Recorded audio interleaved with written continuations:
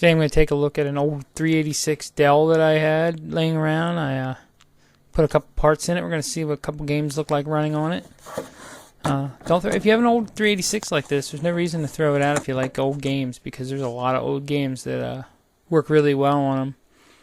Take it apart and take a look inside. As you can see, it has a DVD drive. It doesn't actually read the DVDs very well, but take the top off here and you can see it doesn't even fit in there right because it's missing the bracket. But I've got a Vibra 16 Sound Blaster card in there. I had to get an ISA card because that's what these have. A little older. It's got 8 megs of RAM, which is about as much as I think this one can handle. It has a 386 25SX processor. There's that RAM, and it's missing the coprocessor, but most games don't need it anyway. You can see the DVD drive just lays in there. It only reads CDs, really.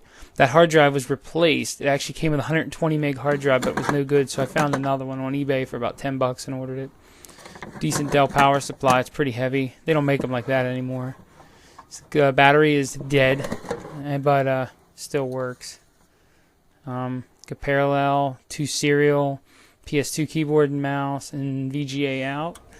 There's the ports for the Sound Blaster. Now I'll pop the cover back on this. We can see what a couple games look like. And here's the first boot in over a year. And I expect we'll get an error since the battery is dead. There's the 8 megs of RAM counting up twice. And it's taken a while. I think we're going to get an error that it didn't detect the hard drive because of the CMOS battery being dead, so don't even know it has one right now. Yep. So I'll run the setup and I'll reboot. There we go. See, it takes a long time to get into the setup menu on these old machines. Now it's pretty quick. Just barely touch a button and it's in. So we'll run the setup utility here, if it ever lets me. There we go. See, not installed. It has a hard drive. Also resets back to a 5 1/4 inch floppy. So I had to change it back to a 3 1/2 inch. Which this unit did have a 5 1/4, but it was no good. So we'll set it to auto. Everything else looks good. I'm not worried about the time. We'll reboot the machine now and see how it looks. And here we go on the second boot. This time it should work out. And again, it'll count up the 8 megs of RAM twice. Just verifying. I've never actually had a machine fail on that. I'm sure it could, but I've never had one to do that. And I've had a lot of old computers. My first computer was a 286.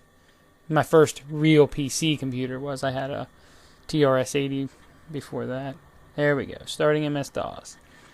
Loading the memory manager and the sound card. And here comes the CD-ROM drive. And as you can see here, once it's all loaded, I'll make sure Windows, I don't believe Windows, no, there's no Windows on this machine. It's not really that great for Windows 3.1 anyway, which is what it would run. I don't know if you could run 95. I don't think so. I think you have to have a DX processor for Windows 95. Or not a DX, but a math coprocessor. I'm not sure. I don't know, 386. I know a 486 will run it. Well, let's try Wolf 3D, which I know was on here, and see how it runs. Old DOS commands, love them. I didn't load the mouse driver that time, so that's okay. And I'll just be playing a short bit of one level with one hand while holding the camera. So this is just a representation of how well it runs, not how good the game is. If you don't know how good Wolfenstein 3D is, or Wolfenstein, however you want to say it, you can always play it yourself. I mean, this game is old. It looks really good. I'm just using a cheap Samsung. I guess it wasn't cheap in the day, but it's an old Samsung LCD. Seems to load just fine. And you can see it's loading up pretty good. Seems like it's going to play well. I actually had this hooked to a 32-inch TV last year once, and it ran fine. It looked great. It's pretty smooth. This game actually ran on my 286 I used to have, so it should run just fine on a 386.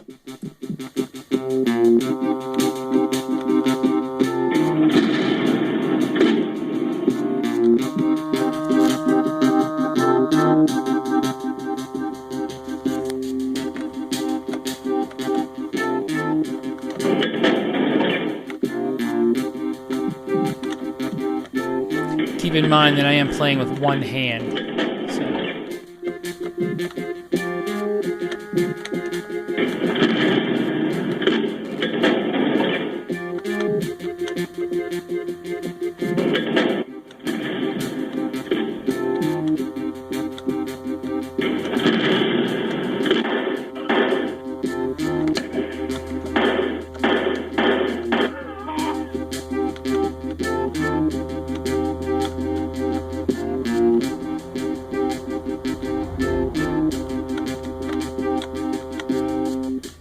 The graphics back in the day actually kind of blew me away. How they were able to digitize images like this, put them in a 3D plane. And the character sounds are really good too.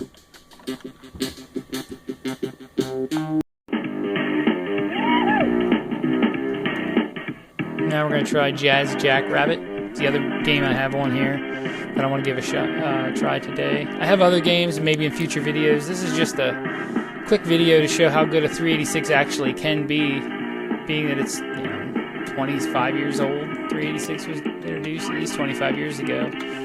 Just gonna start it up and play with one hand again, so I'm not gonna be very good. I'll probably die quickly, but as you'll be able to see, the game actually runs very, very well. It does take a little while to load, but not terribly long, and there's a good cinematic here at the beginning that I'll skip most of it. But, well, maybe it won't let me skip this. It's actually, I guess, a loading screen that looks a lot prettier. I couldn't remember. There we go. Back into the game. You can see the animations are really good and smooth. It's not choppy at all for being such an old machine. But the graphics are basically Super Nintendo quality, and this machine runs a lot better than a lot faster than Super Nintendo. It has a 25 megahertz chip in it. But the Super Nintendo is dedicated for games. That's why it could do what it could do with such a low-end processor. But this can do a lot more. I wouldn't browse the web with it today. It's not going to do anything, YouTube or anything. But these old games, they don't run very well on a new machine. Even if you do get them to run, they're tricky, and sometimes they just don't run at all. You could use a DOSBox emulator or even a virtual machine if you wanted to.